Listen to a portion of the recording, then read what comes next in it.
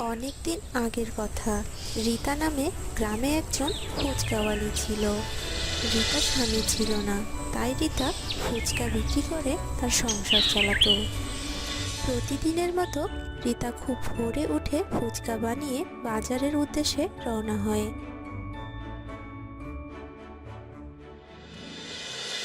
দাঁড়াও দাঁড়াও, তোমার দোকানে কি কি ফুচকা আছে? আমাদের আগে না খাইয়ে কোথায় নিয়ে যাচ্ছ? আমার দোকানে ঝাল, টক, মিষ্টি সব প্রকার ফুচকাই হবে। আপনারা কোন ফুচকাটি খেতে চান? তোমার দোকানের ফুচকাগুলো যেমন সুন্দর, তেমনি তোমার মুখটাও ফুচকার মতোই সুন্দর।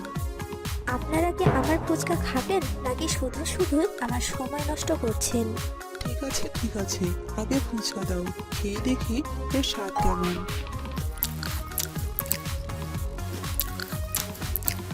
খুব সুন্দর স্বাদ তো ফুচকাগুলো, ঠিক তোমার মতো। এরপর রীতা তাদের কাছ থেকে টাকা নিয়ে খুব রেগে মেগে বাজারে যায়। বাজারে গিয়ে দেখে যে তার ফুচকার জন্য অনেক মানুষের ভিড় পড়ে গেছে। আপনারা সবাই একটু অপেক্ষা করুন, আমি সবাইকেই ফুচকা খাওয়াবো, আপনারা লাইন হয়ে দাঁড়ান। এরপর রীতা তার সব কাস্টমারদের খুব যত্নের সাথে ফুচকা খাওয়ায়, আর কাস্টমাররাও খুব আনন্দের সাথে ফুচকা খায়। এভাবে কিছু সময়ের মধ্যে রীতার সব ফুচকা শেষ হয়ে যায়, আর রীতাও তার ঠেলাগাড়ি নিয়ে বাড়ি ফিরে আসে।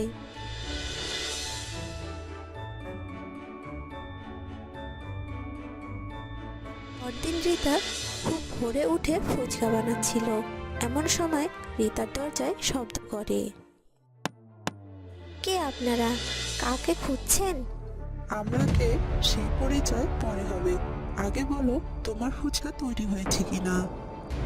আজ আমরা তোমার মিষ্টি হাতে ফুচকা খেয়েই দিন শুরু করতে চাই। প্রতিদিনই তো চা নাস্তা খাই, আজ না হয় তোমার হাতে ফুচকা খাবো।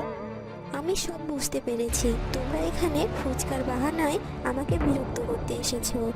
এরপর থেকে তোমরা যদি আবার আমাকে এইভাবে বিরক্ত করতে থাকো, তবে আমি তোমাদের বউদের সব কথা বলে দিব। আরে রীতা রানী তো আমাদের উপর খুব রেগে গেছে। রেগ না গো, আমরা তো চলেই যাচ্ছি, তবে কোনো না কোনো দিন তোমার হাতের ফুচকা অবশ্যই খাবো। এই বলে বাজে লোকগুলো চলে যায়। রীতা বাজে লোকের কথায় অনেক কষ্ট পায়। ঘরের ভিতরে যায় আর দরজা বন্ধ করে কান্না করতে থাকে। হে ভগবান, তুমি আমাকে তাড়াতাড়ি তোমার কাছে তুলে নাও। আমি আর এই রকম বাজে লোকের ভিড়ে আর বেঁচে থাকতে চাই না ভগবান, বেঁচে থাকতে চাই না। এই বলে রীতা ঘরের ভিতর থেকে বের হয়ে দৌড়তে শুরু করে। দৌড়তে দৌড়তে একটি নদীতে লাফ দিয়ে আত্মহত্যা করে। কিছুক্ষণ পর রীতার মরদেহ থেকে একটি হিংস্র শাকচুন্নি বেরিয়ে আসে। বেঁচে থাকতে আমি কতই না সুন্দরী ছিলাম, আর এখন কি বিশ্রী হয়ে গেছি। যাদের জন্য আমি আমার রূপ হারিয়ে ফেলেছি, আমি তাদের ছাড়বো না, সবাইকে মেরে ফেলবো আমি। এরপর রীতার শাকচুন্নি তার বাড়ি আসে আর বিশাল বড় একটি ফুচকা বানায়। পরদিন শাকচুন্নি ঠেলা নিয়ে বাজারে যাবার সময় বিশাল বড় একটি ঘোমটা দিয়ে বের হয়, আর পথেই এক বাজে লোকের সাথে দেখা হয়ে যায়। রীতা রানী, তোমার সুন্দর মুখটা ঘোমটা দিয়ে ঢেকে রেখেছো কেন? ফুচকা বানানোর সময় তেলের ছিটে মুখের উপর পড়েছে। ডাক্তার বলেছে ভালো না হওয়া পর্যন্ত ঘোমটা দিয়ে ঢেকে রাখতে। আচ্ছা এই ব্যাপার, তুমি তোমার হাতের ফুচকা খাওয়াও আমাকে। তুমি যত ফুচকা খেতে চাও আমি তোমাকে তত ফুচকাই খাওয়াবো। আর চাইলে আজ সন্ধ্যাবেলা আমার বাড়ি এসো, তোমাকে আমি আমার কোমল হাতে ফুচকা খাইয়ে দেব। তোমার বাড়িতে যেতে বলছো? ঠিক আছে ঠিক আছে, আজ সন্ধ্যাবেলা আসবো তোমার কোমল হাতে ফুচকা খাওয়ার জন্য।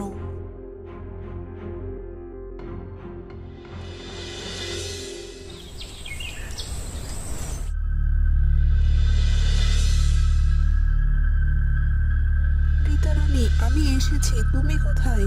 তোমার বাড়ি এত অন্ধকার করে রেখেছো কেন? আমি ঘরের ভিতরেই আছি, ভয়ের কোনো কারণ নেই। তুমি সোজা ঘরের ভিতরে চলে আসো। রবি সোজা ঘরের ভিতরে ঢুকে পড়ে আর বিশাল একটি ঝাল ফুচকার ভিতর আটকা পড়ে। আমার সারা শরীর এত জ্বলছে কেন? রীতা তুমি কোথায়? আমাকে বাঁচাও, আমি মরে যাবো। আর সাথে সাথে আলো জ্বলে রবির সামনে দেখে একটি বিশাল শাকচুন্নি দাঁড়িয়ে আছে। শাকচুন্নি? আর এত বড় ফুচকার ভিতর আমি আটকা পড়লাম কিভাবে? কি হচ্ছে এসব? কেউ তো আমাকে বাঁচাও! শাকচুন্নি, তুমি আমাকে বাঁচাও! এত বড় ফুচকার ভিতর থেকে বের করো আমাকে! আমি তোকে আর বুঝতে দেবো না। আমি সেই শাকচুন্নি যাকে তোরা সবসময় বিরক্ত করতিস। আমি মরে গেছি, শুধু তোদের উপর বদলা নিতে এসেছি আমি। এরপর শাকচুন্নি ওকে সেই ফুচকার ভিতর ডুবিয়ে মারে। পরদিন সকালে শাকচুন্নি আবার ফুচকা বানিয়ে বাজারে যাওয়ার সময় আর একজন বাজে লোকের সাথে দেখা হয়ে যায়। আরে রীতা সুন্দরী, আমায় দেখে এত লজ্জা পাচ্ছ কেন? আমি তো তোমার নিজেরই লোক। একটু ঘোমটাটা মুখের উপর থেকে সরিয়ে দাও। তোমার সুন্দর মুখটা দেখে আমার হৃদয় জুড়ে। আমার মনটা আজ খুব ভালো। আমি আজ ঠিক করেছি যে আজ আমার প্রথম কাস্টমার যে হবে তাকে আমি নিজ হাতে ফুচকা খাইয়ে দেব। মহেশ জানে না যে রীতা নয়, শাকচুন্নি নিজের হাতে খাওয়ানোর কথা বলছে। তা শুনে মহা খুশি হয় মহেশ। আমি তোমার প্রথম কাস্টমার, তাহলে আজ তুমি আমাকে তোমার হাতে ফুচকা খাইয়ে দেবে। হ্যাঁ, তুমি আমার প্রথম কাস্টমার। কষ্ট করে তুমি কি আমার বাড়িতে আসতে পারবে? তাহলে আরামসে বসে নিজ হাতে ফুচকা খাইয়ে দিতেন। এই বলে শাকচুন্নি আগে আগে আর মহেশ পিছে পিছে হেঁটে হেঁটে শাকচুন্নির বাড়ি যায়।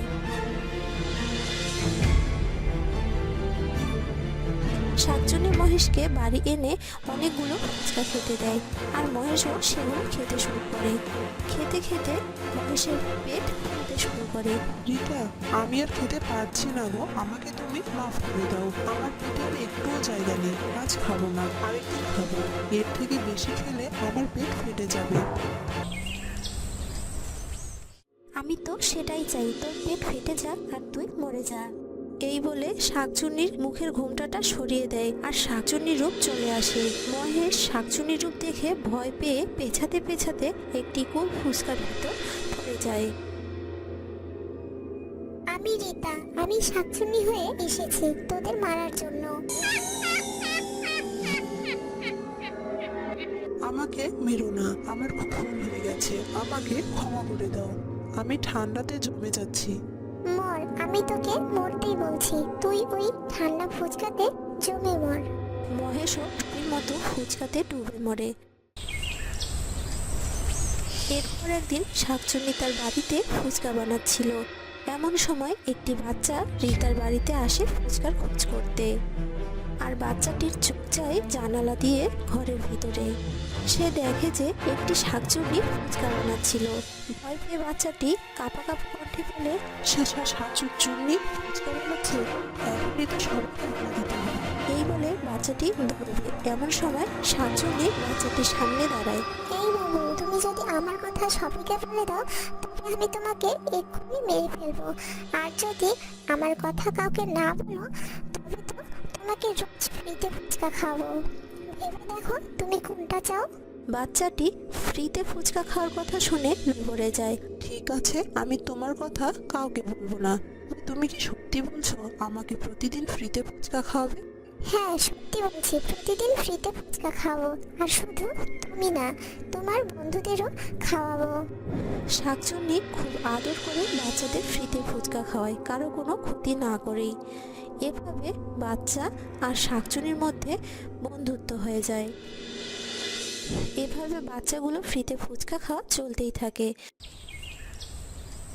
কিন্তু একদিন একটি বাচ্চা তার মাকে বলে, আর সেই মায়ের থেকে সব বাচ্চার মাদের এবং গ্রামের লোকেরাও জানতে পেরে যায় তাদের গ্রামে যে ফুচকাওয়ালি আছে সে কোনো মানুষ না, একজন শাকচুন্নি। স্বপ্নাদি, তুমি কি জানো আমাদের সবার বাচ্চারা একটি শাকচুন্নির কাছে যায় আর ফ্রিতে ফুচকা খেয়ে আসে? হ্যাঁ জানি, কিন্তু কোনোদিন না আমাদের বাচ্চাদেরই ফুচকা বানিয়ে দেয়। এসব কিছু হবার আগে আমাদের গ্রামের লোকেদের একসাথে হয়ে শাকচুন্নিকে গ্রাম থেকে বের করতে হবে। যেমন ভাবা তেমন কাজ। গ্রামের লোকেরা একসাথে হয়ে রীতার বাড়িতে যায়। এই শাকচুন্নি, তোর কথা কথা আমরা জানতে পেরে গেছি। বেরিয়ে আয় ঘরের ভিতর থেকে, আজ তোকে আমাদের গ্রাম থেকে চলে যেতে হবে। আমার কথা খুব ভালো করে শুনে রাখো তোমরা। আমি এখানে বদলা নিতে এসেছি, আর আমি বদলা নিয়ে তবেই গ্রাম থেকে চলে যাব। তুমি আমাদের গ্রামের লোকেদের সবাইকে মেরে বদলা নিতে চাও, তাই না? তুমি আগে আমাদের রীতাকে বের করে দাও, সবার আগে ওকে আমাদের গ্রাম থেকে বের করবো। আমি তোমাদের পিতা। এটা শুনে গ্রামবাসীরা অবাক হয়ে যায়। আমি এই গ্রামের কিছু বাজে লোকের জন্য নদীতে লাফ দিয়ে মরে যাই। গ্রামের কিছু বাজে লোক আমাকে কুনজরে দেখে। আমি যখন ফুচকা ঠেলা নিয়ে বাজারে যেতাম তখন আমাকে খুব বিরক্ত করত আর আমার বেঁচে থাকা অসম্ভব করে তোলে। তাদের মেরে আমি আমার মজা নিতে চাই। একজনকে মেরে ফেলেছি আর একজন বাকি আছে, ওকে মারলে আমার বাধা পূর্ণ হবে। এই কথা শুনে রাজু ভিড়ের ভেতর দিয়ে পালাতে চায়, কিন্তু শাকচুন্নি রাজুকে ধরে ফেলে আর টানতে টানতে একটি বড় ফুচকার ভিতর ধাক্কা দিয়ে ফেলে দেয়। ও রীতা দিদি, আমাকে মেরো না, আমাকে ছেড়ে দাও গো। আমার মস্ত বড় ভুল হয়ে গেছে, এমন কাজ আর কখনো করবো না। এরপর থেকে তো আর কোনো মহিলার দিকে চোখ তুলেও তাকাবো না। আমি তোকে কখনো ক্ষমা করব না, তোকে আমি বাঁচতে দেব না, কারণ এখান থেকে বেঁচে গেলে একই কাজ আবার করবি। এই বলে শাকচুন্নি রাজুর মাথা ফুচকার চুলে চেপে ধরে আর রাজু দম আটকে মারা যায়, আর শাকচুন্নিও সাথে সাথে অদৃশ্য হয়ে যায়। গ্রামের লোকেরা রবি, মহেশ ও রাজুর মৃতদেহ সৎকার করে।